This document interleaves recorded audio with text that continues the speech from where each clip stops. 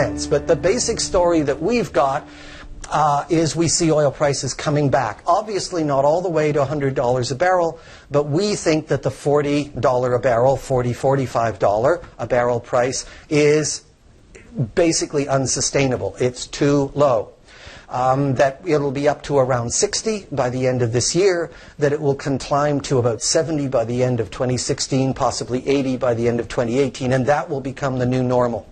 Right? So that's our story on oil prices. Why do we follow that story?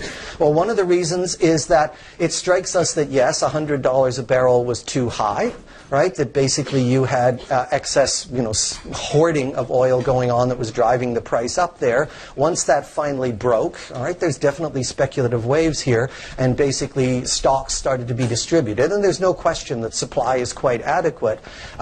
People look at Europe and say, oh, it's weak, it's not going to grow very much. The Japanese economy is potentially weak. China's not as strong as it used to be. Get there in a minute. All of these things would lower the... Now, remember, they're not lowering the absolute demand. They're lowering the rate of growth of demand for oil as we go forward. Yes, there's some saving going on. Yes, the fracking is occurring in the United States. But, of course, once you get down to $40 a barrel, some of that is withdrawn from the market. And clearly there were major stocks being held in anticipation of further upward movement that are now being liquidated.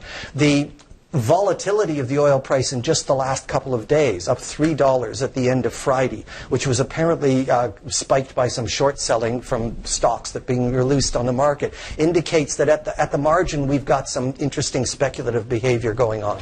Bottom line for us is that the 5-year forward price for oil is $80 a barrel. That, in other words, the people who think long on oil think that the price is coming back, and we go with that. There are definitely alternative viewpoints. There's one that Tom Wilson, our colleague here, pointed out to me a few days ago, where somebody says, look, basically, who are the swing producers? They used to be OPEC, especially the Saudis. Okay, the Saudis were the ones who kept the oil price from going too high by putting more on the market. They've basically backed off on that. So who are the swing producers that are effectively going to do it now? They're effectively going to be the marginal producers like the frackers or whatever. Anything over $40, they pull out. Anything under $40, they produce. So effectively, you're in a range now where 40 may be the new high, and something below that may be the new low. Well, if that's the case, then what I'm about to tell you is, it's a different world. So we just have to pick our numbers on that and go forward.